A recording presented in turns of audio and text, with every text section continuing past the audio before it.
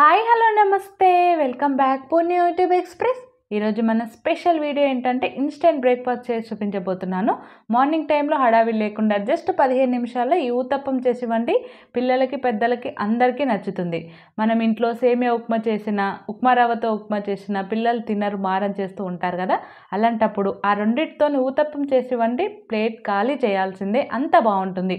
ఏ చట్నీతో తిన్నా బాగుంటుంది. మరి లేట్ చేయకుండా ఇది ఎలా చేయాలో చూసేద్దాం. దీనికోసం ఒక మిక్సింగ్ బౌల్లోకి 1 కప్పు సేమియాని తీసుకోండి. ఇప్పుడు అందులోకి అదే కప్పుతో సన్నది ఉప్మా రవ్వ ఉంటుంది కదా, బాంబే రవ్వ అంటారు, సూజీ రవ్వ అంటారు, దాన్ని 1 కప్పు తీసుకోండి. ఇప్పుడు అదే కప్పుతో 1 కప్పు పెరుగుని తీసుకోండి. మనం ఏ కప్పుతో అయితే సేమియాని తీసుకున్నామో అదే కప్పుతో మిగతా వాటిని కూడా కొలుచుకోండి. ఇప్పుడు అందులోకి 1/2 టేబుల్ స్పూన్ బేకింగ్ సోడా, అదే కప్పుతో 1 కప్పు వాటర్ కూడా వేసుకొని అంతా ఒకసారి బాగా కలుపుకోండి. నేను చెప్పే కొలతల ప్రకారం చేయండి, మీకు వాటర్ కూడా ఎక్స్ట్రా పట్టదండి, కరెక్ట్గా సరిపోతుంది. ఇప్పుడు అంతా ఈ విధంగా కలుపుకున్న తర్వాత ఇప్పుడు దీనిపైన మూత పెట్టుకొని ఒక 15 నిమిషాలు దీన్ని రెస్ట్ ఇవ్వండి. 15 నిమిషాలలో రవ్వ ఇంకా సేమియా మంచిగా పెరుగులో నానిపోయి సాఫ్ట్గా అవుతుంది.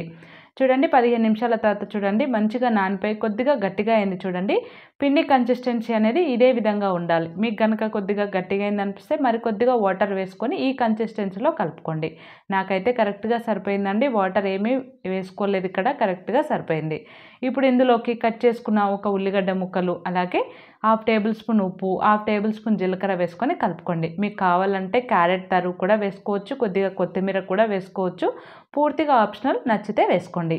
ఇప్పుడు అంతా ఈ విధంగా కలుపుకొని పక్కకు పెట్టుకోండి. ఇప్పుడు స్టవ్ వెలిగించుకొని దోశ ప్యాన్ పెట్టుకొని ప్యాన్ బాగా వేడైన తర్వాత దానిపైన కొద్దిగా పిండి వేసుకొని ఈ విధంగా కొద్దిగా మందంగా ఊతప్పంలాగా వేసుకోండి. స్టవ్ని మీడియం ఫ్లేమ్లో పెట్టుకొని ఈ విధంగా 1 టేబుల్ స్పూన్ ఆయిల్ కూడా వేసుకొని ఒక సైడ్ మంచిగా కాలిన తర్వాత మరొక సైడ్ ఈ విధంగా ఫ్లిప్ చేసుకోండి. మరొక సైడ్ కూడా 2 నిమిషాలు మీడియం ఫ్లేమ్లో కాల్చుకున్న తర్వాత ఇప్పుడు దీన్ని ఒక ప్లేట్లోకి తీసుకోండి. ఇదే విధంగా మిగతా ఊతప్పాలు కూడా చేసుకున్నారంటే వేడి వేడిగా ఇన్స్టెంట్గా టేస్టీ ఊతప్పాలు రెడీ అయిపోయినాయి. చూసారు కదా, చాలా చాలా ఈజీ, టేస్ట్ చాలా బాగుంటుంది.